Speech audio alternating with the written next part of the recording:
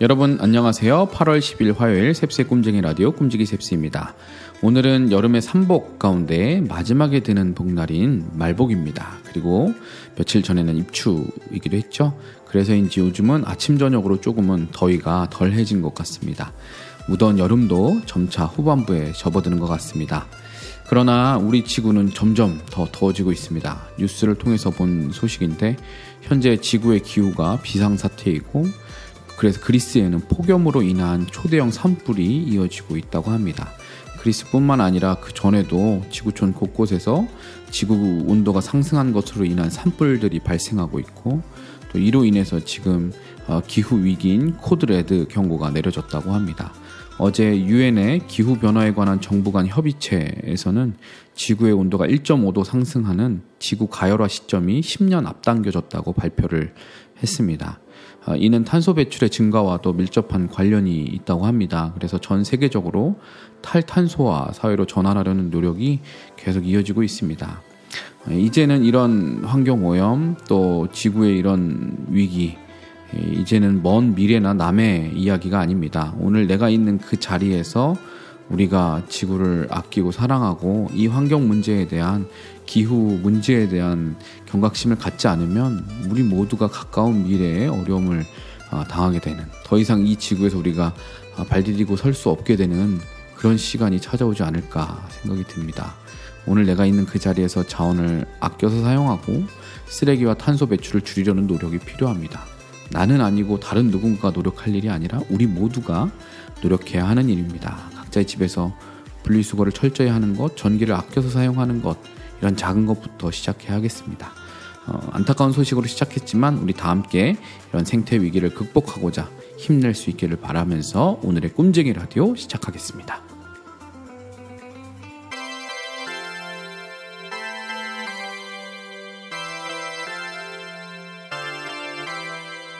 셉스의 꿈쟁이 라디오. 오늘의 메시지 시간입니다. 오늘의 큐티인 본문 사도행전 15장 22절에서 35절까지 말씀을 메시지 성경 번역으로 읽어드리겠습니다.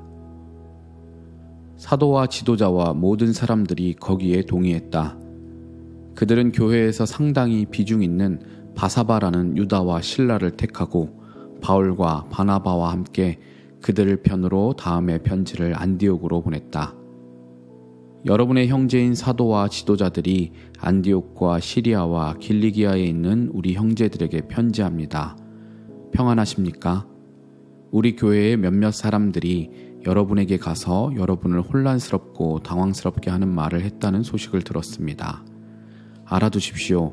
우리는 그들에게 아무런 권한도 준 적이 없습니다. 그들은 우리가 보낸 사람들이 아닙니다. 우리는 우리를 대표할 사람들을 뽑아서 우리의 귀한 형제인 바나바와 바울과 함께 여러분에게 보내기로 만장일치로 결의했습니다. 우리는 여러분이 신임할 만한 사람, 곧 유다와 실라를 뽑았습니다.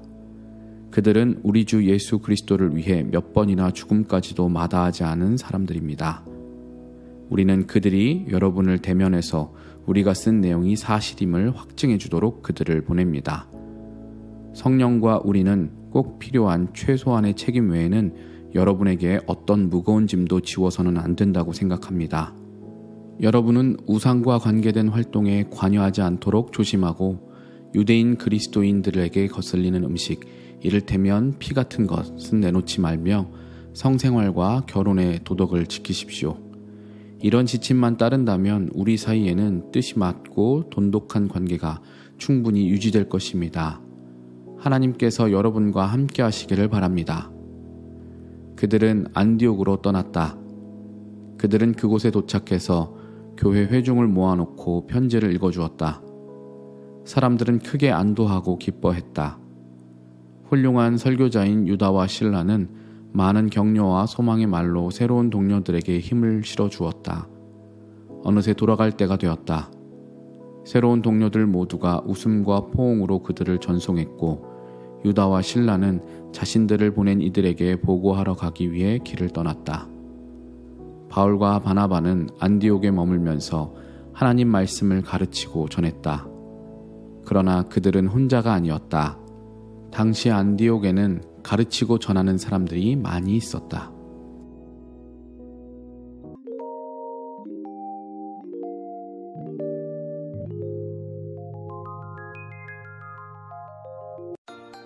이번 코너는 셉스의 명화 시간입니다. 셉스의 명화는 재미있게 볼 수 있는 영화나 한 번쯤 생각해 볼 만한 영화 등 다양한 영화 관련 주제로 저 셉스가 영화를 추천하고 소개해드리는 코너입니다. 오늘 소개해드릴 영화는 꼰대들에게 추천하는 영화입니다. 네, 요즘 시대의 화두 중 하나가 바로 꼰대입니다. 기성세대와 젊은 세대들 간의 갈등과 어려움이 이 시대에 맞게 바뀌었고 또 그만큼 또 늘어나기도 한 것 같은데 저도 어느새 이제 나이 앞자리가 또 한번 바뀌게 되니까 물론 이제 만으로는 아직인데 제 스스로 꼰대인 것 같다는 생각을 종종 하게 됩니다. 저처럼 스스로 꼰대가 아닌지 꼰대 소리 듣지 않고 싶어서 고민하는 분들에게 좀 도움이 될 만한 영화, 좋은 영화가 있어서 추천드리려고 합니다. 현역에서 은퇴한 노인이 인턴으로 취직한다는 독특한 소재의 영화로 70세 인턴 역할의 로버트 드니로, 또 열정 많은 인터넷 의류업체 CEO 역할로 앤 해서웨이가 주연한 2015년 작품 인턴입니다.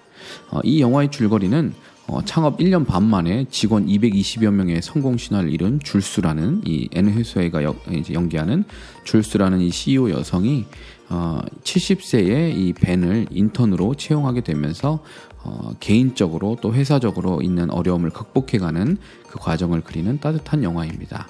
줄스는 패션 센스를 갖추고 있고 또 업무를 위해 사무실에서도 끊임없이 체력 관리를 하고 야근하는 직원들을 챙겨주고 고객을 위한 박스 포장도 마다하지 않는 아주 열정적인 CEO입니다. 그리고 회사를 그렇게 자기가 일궈낸 재능 있고 열정 있는 사람이죠. 우연히 수십 년의 직장 생활에서 얻은 이런 노하우 또 나이만큼 풍부한 인생 경험을 가진 이 벤을 우연히 이제 인턴으로 채용하게 되면서 그에게 업무적인 도움뿐만 아니라 자기 개인과 가정에도 자기 가정에도 도움을 받게 되는 그런 모습들이 이 영화에서 그려집니다. 인생의 그 풍랑들을 현명함으로 이겨내게 하는 그 삶의 지혜를 가르쳐주는, 우리가 이 나오는 로버트 드니로의 그 벤이라는 인물을 통해서 배울 수 있는 그런 영화입니다. 이 영화는 사회가 갖고 있는 나쁜 그 풍습들을 비꼬는 영화라고도 할 수 있는데요.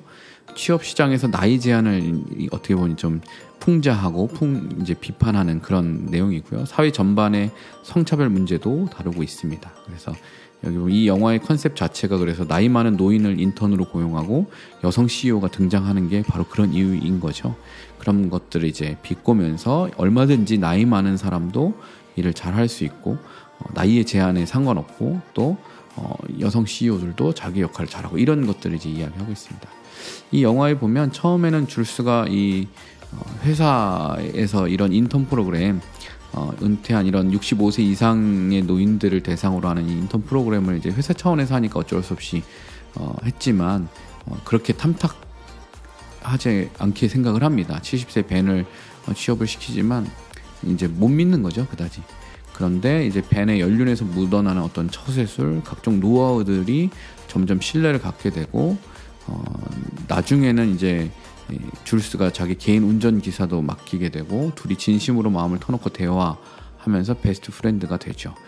회사에 있는 많은 사람들도 이 벤을 좋아하고 그 사람에게 많은 도움을 받고 그렇게 신뢰를 쌓고 좋은 관계를 맺고 그래서 그분을 통해서 회사 전체도 분위기도 좋아지고 이런 것들이 보여져요.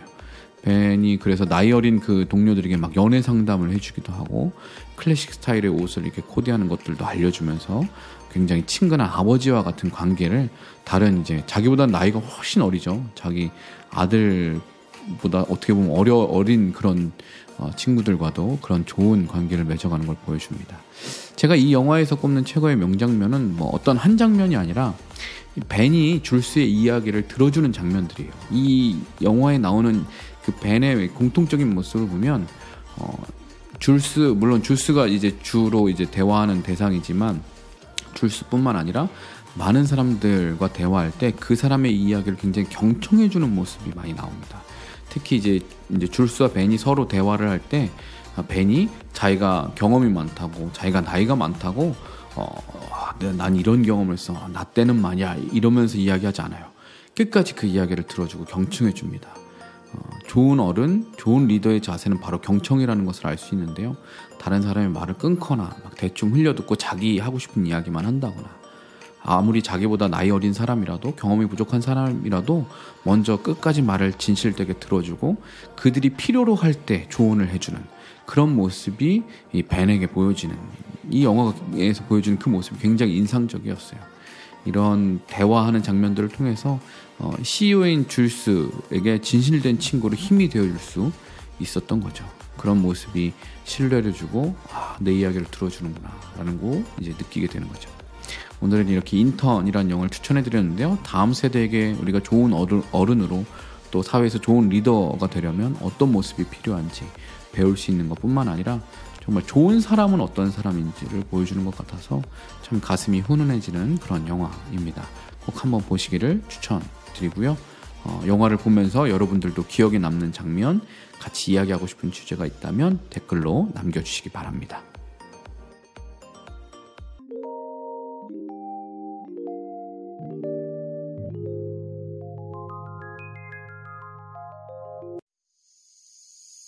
네, 무엇이든 월드컵 시간입니다. 오늘의 월드컵은 하계 올림픽 종목 월드컵입니다. 그동안 많은 이들에게 즐거움을 주었던 도쿄올림픽이 폐막을 했죠. 말도 많고 탈도 많았던 이 팬데믹 기간 중에 하계 올림픽이었는데요. 전무후무한 이런 상황에서 했던 올림픽입니다. 그래도 이번 도쿄올림픽을 통해서 우리에게 감동을 준 그 스포츠 종목들이 많은 만큼 하계올림픽 종목 월드컵을 해보려고 합니다. 이거는 다 각자 생각이 다 다를 건데, 다양할 건데 그래도 한번 재미있게 해보려고 합니다. 기준은 이번 도쿄올림픽을 기준으로 하려고 합니다. 하계올림픽 종목 월드컵 16강전 첫 번째 대결은 배드민턴 대 필드하키입니다. 필드하키 우리나라는 특히 좀 비인기 종목들을 굉장히 좀 잘하는 편이죠.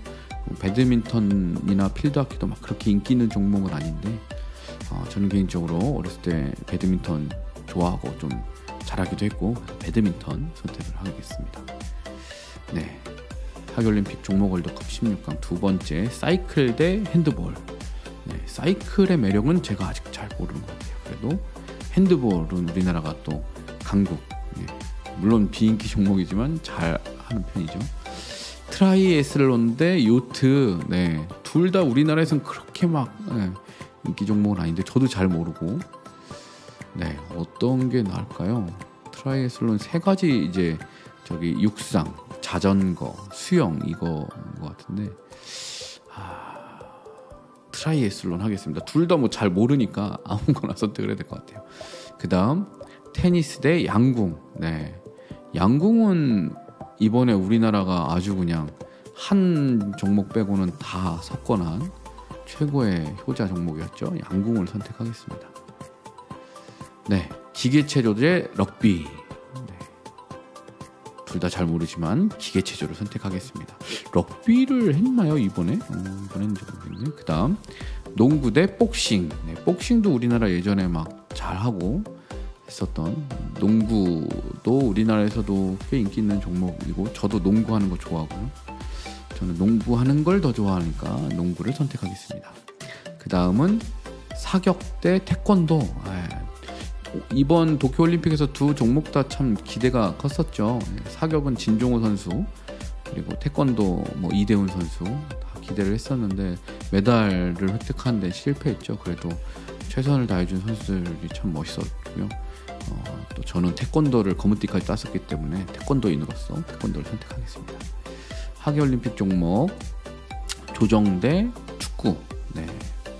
축구는 우리나라가 이번 도쿄올림픽이 참 아쉬움이 많이 남는 종목이죠. 그래서 축구를 저는 개인적으로 좋아해서 축구를 선택하겠습니다. 8강으로 넘어갑니다. 트라이애슬론 대 태권도. 태권도를 선택하겠습니다. 태권도가 그 규정, 규칙 이런 것 때문에 좀 말이 많더라고요. 좀 개선해야 된다. 이 사람들에게 주는 이 스포츠의 그 재미가 많이 떨어진다. 그러면서 얘기들이 많더라고요. 태권도가 더 나아지길 바라고요. 기계체조 대 축구. 이거는 축구를 선택하고요. 양궁 대 배드민턴. 이번에 우리 배드민턴이 메달을 땄었나? 제가 잘 기억이 안 나는데 어쨌든 이번 대회는 양궁의 임팩트가 더 커서 전 양궁을 선택하겠습니다. 핸드볼 대 농구. 네. 이번에 우리 농구 진출해 나갔나요? 농구는 못 나간 것 같은데. 네, 핸드볼 선택하겠습니다. 핸드볼도 약간 좀 말이 감독이 했던 발언 때문에 이슈가 됐던 것 같아요. 핸드볼 대 축구. 네. 축구 선택하겠습니다. 축구는 사실 기대가 컸던 만큼 실망도 컸죠. 태권도 대 양궁. 네, 태권도 대 양궁에서는 양궁을 선택하겠습니다. 결승전. 네, 양궁 대 축구. 저 개인적으로 가장 보는 걸 좋아하는 스포츠는 축구인데요. 그렇지만 이번 올림픽에서 우리에게 주었던 기쁨의 크기나 어떤 임팩트는 양궁이 더 컸기 때문에 양궁을 선택하겠습니다. 네, 우리나라가 아마 이 양궁으로 메달을 가장 많이 딴 나라일 거예요. 우리나라는 심지어 이 겨울철 훈련할 때 실내에서 하는데 창문을 아주 조금만 한 10cm만 열어놓고 거기서 양궁을 쏜다고 유리창 깨지면 어떡하냐 라고 어떤 프로그램에서 인터뷰하는데 저것도 못 쏘면 양궁 국가대표 못 된다 뭐 이런 이야기 하는 장면이 참 재미있게 봤던 장면이 있는데요. 네, 그 정도로 우리나라는 양궁을 굉장히 잘하는 국가더라고요. 네, 우리나라 국가대표로 선발되는 게 올림픽에서 금메달 따는 것보다 더 어렵다고 할 정도로 우리나라는 굉장히 양궁에 강한 나라인데 이번 올림픽에서 줬던 그 감동, 임팩트 가장 컸던 양궁을 저는 1등으로 우승으로 최종 우승으로 꼽아봤습니다. 뭐 배구도 있었으면 아마 배구랑 아마 결승전을 가지 않았을까 싶은데 배구는 또 안 나왔네요. 네. 자, 여러분이 이번 도쿄올림픽을 통해서 가장 좋아하고 열심히 응원했던 종목은 무엇인지 여러분들의 이야기도 댓글로 들려주시면 감사하겠습니다.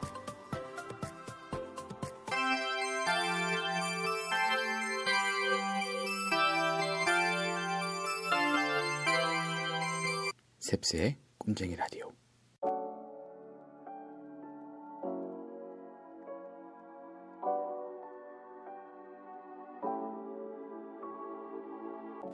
어제는 오랜만에 아이들과 영화관에 다녀왔습니다. 첫째 아이의 여름방학 숙제가 영화관에 다녀오는 것이어서 다녀오게 됐는데요. 오랜만에 가는 영화관 나들이에 아들 녀석은 참 엄청 설레어하면서 새벽부터 일어나서 언제 영화관 가냐고 그렇게 저한테 질문을 했습니다. 영화관에 들어가서도 오랜만에 오니까 엄청 떨린다고 말하면서 언제 영화 시작하냐고 물어봤습니다. 입장 10분 전에 제일 먼저 입장을 했는데도 말이죠.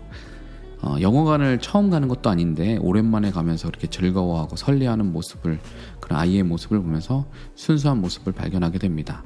코로나 걱정으로 영화관 갈 생각도 잘 못했었는데 아이가 이렇게나 좋아하니까 가끔 한 번씩 와야겠다는 생각과 함께 한편으로는 참 아쉽기도 하고 씁쓸한 마음도 들었습니다. 가족들이 함께 좋은 경험을 나누고 추억을 만드는 것은 참 중요한 일인 것 같습니다.